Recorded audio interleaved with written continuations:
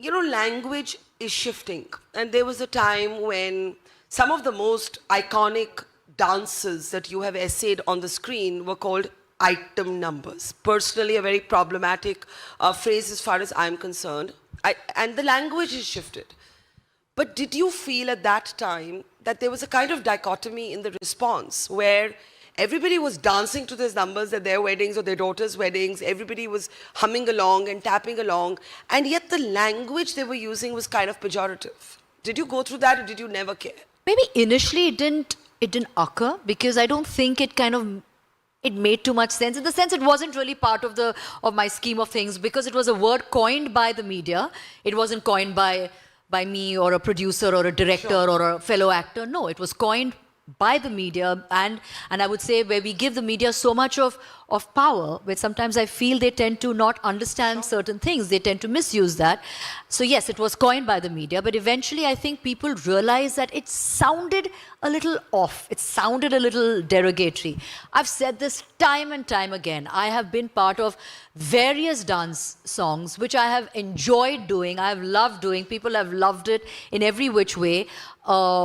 Maybe lyrics may have sometimes been a little suggestive. Maybe sometimes it could have looked a little sexy, so to speak, as people would say. That's the language, right? Yeah.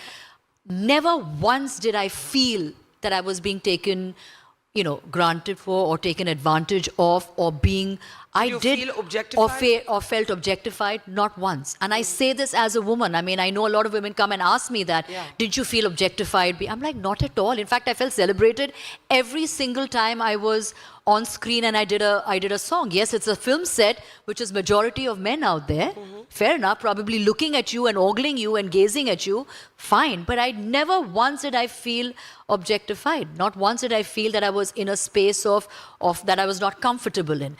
So I feel, yes, things have definitely changed on that front. I feel women today have a lot more of a voice where they feel, you know what, this is better, let's do it this way. I don't think that's something that's meant for me, or I don't think that I'll be comfortable in that space. So yes, maybe earlier it would just be like, okay, fine, if I was told to do something, I would just, you would just do it. I think that voice and that language has changed over a period of time. You started as a VJ. Did you ever think that you would be here today, Malaika Arora? No. What did you think your life would be like back then? No, definitely not sitting here in front of you, Barkha, in front of an audience and having this conversation. I definitely thought I would, from a VJ, I thought I would, do a few songs here and there, get married, settle down, have a kid. I thought that. I didn't think at that point, little did I realize that I'm a lot more ambitious than I actually give myself credit for. So over the years, right? yes, I realized that, you know what, I'm not happy with just that. I'm highly ambitious. I'm very, very somebody who's really hungry every single day to want to do something different and something better. So yes, and today I sit here, I feel extremely proud. I'm sure my mom, she's not here. She was supposed to be here. She was supposed to be here. Oh. She's somewhere around, I know. Is she here at the venue?